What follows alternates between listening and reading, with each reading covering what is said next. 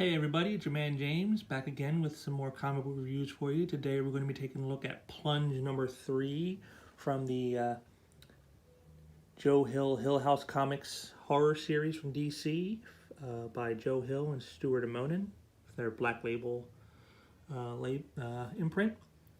And we'll start off here with this cover image by Gary Frank. I've always loved Gary Frank's work ever since I first saw it on the Hulk back in like the mid 90s.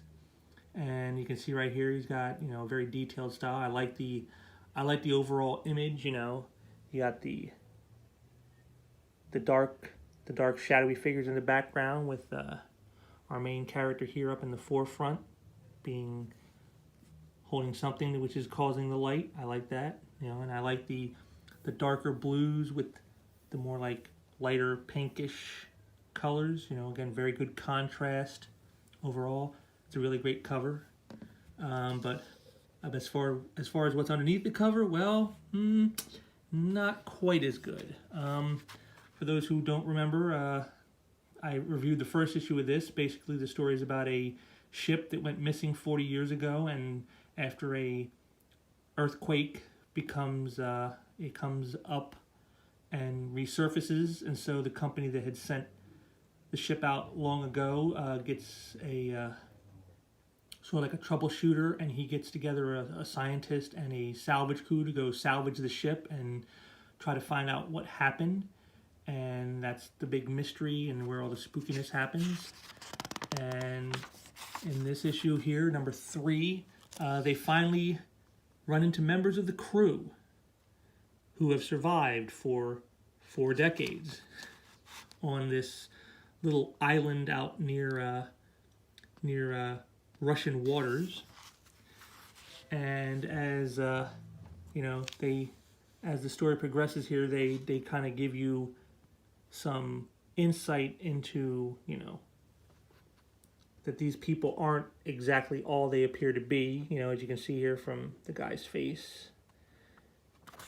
And meanwhile, back on the salvage ship, there was a fire, and they had to deal with that. And now the captain is looking to just get out of Dodge while the company troubleshooter wants to stay and keep looking before the Russians show up.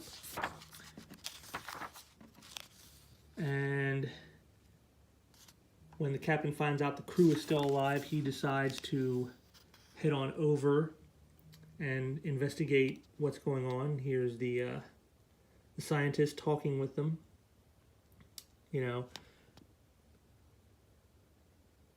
Julian, I'm having trouble making sense of that. Derleth went missing in 1983. You were, what, 40 then? Which would make you 80 now. Why do you look so young? Diet and exercise. That's a joke. I'm afraid my sense of humor isn't operating at full power right now. I don't know what's happening here, and it scares the shit out of me. It can be frightening not to be able to see what's right in front of you, but one adapts. There's just this crazy. And so the man who found them, the person who found them, is given the gift. These sailors that they found give them gifts, and the gift given to this guy is a headset that allows him to read people's minds. And so he goes, "You can hear my thoughts on your little Walkman. What number am I thinking right now? 21. You counted them. There's 21 blind men, 21 bottles of beer on the wall. Please make it stop. I can feel my brain bleeding. Stop this. Hey, they stay on. If they come off, your hands come off with them." So there's definitely something not cool going on. So the captain shows up, and he's trying to get to the bottom of this, find out what's going on. How come you've never been discovered here? Planes fly overhead. Fishermen must have stopped now and then offshore. Doesn't make sense. That's not what you really want to know. No shit? Okay, what do I really want to know? Tell me, Russell, what's in your brother's mind? If we're prisoners now, if you and your friends sabotaged McCready, which is their ship, if you're infected, if he can catch it, if monsters are real.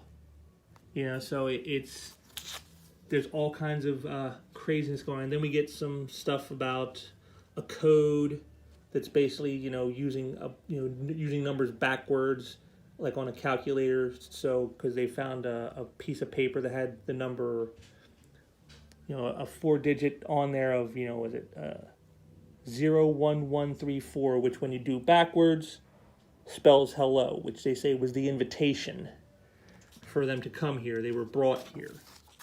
And so the captain of the wrecked vessel, he goes into the details of what's going on. Souls resonate at their own frequency, like sound or light. We have provided Russell with an instrument for tuning into such wavelengths, so he may perceive human thought. There's definitely some strangeness going on, and here's part of what this is all about is this oil. A small amount here could power the entire state of California for 1,100 years. It contains enough power to detonate like a warhead and burn for a millennium. You can confirm that aboard the McCready, I am sure. So this is now we're starting to see what the reason for the company wanting to find the shipwreck is for this. But there's more to it than that. And they say that, another one of their people, Bill, is, they gave him a gift as well. And he goes, the ingot, yes, let me show you. May I borrow a few of your men, Captain? And so they make him drop the ingot, and when people see it, you can see the reaction they have. Mine, mine, mine. And they tear into each other like savages trying to get it. I mean, look at that. Just, right there. And, and then it ends, it's mine. So a little bit of gore in this issue. This was a better issue than the first one was, but not by too much. They kind of give you some of the lowdown of what the story is, what the reason for them coming to find the wreck were about, and we start to see some of the more supernatural aspects to the story. But it's still very plotting, very slow, glacial pacing, page after page of talk, talk, talk.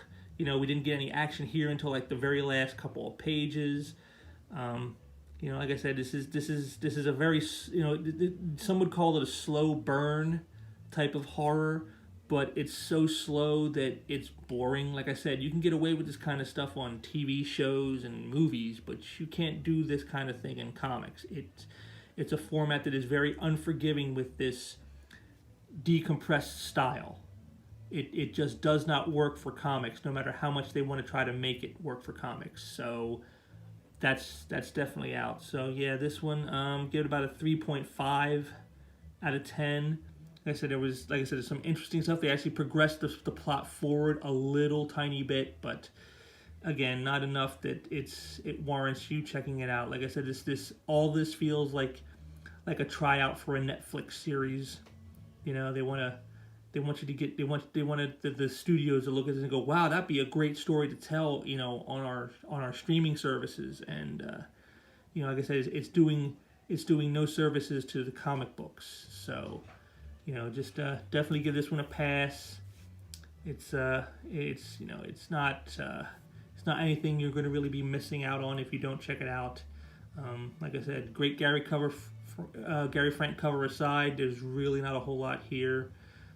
You'll be bored out of your mind. I know I certainly was. So, just give this one a hard pass. Maybe try to find some horror that actually works somewhere else, because this isn't it. There's very little horrific going on here. It's more just maybe a little creepy and boring, which, like I said, in horror is the kiss of death when you're boring. You definitely don't want horror to bore, but this one does. So yeah, give this one a pass.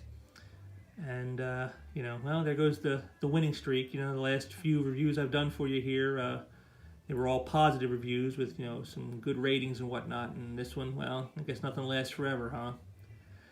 But that'll about do it for this review. So if you liked what you heard, hit the like button down there and throw me a comment. And if you didn't like it, throw me a comment too, because I always want to hear what you guys have to say.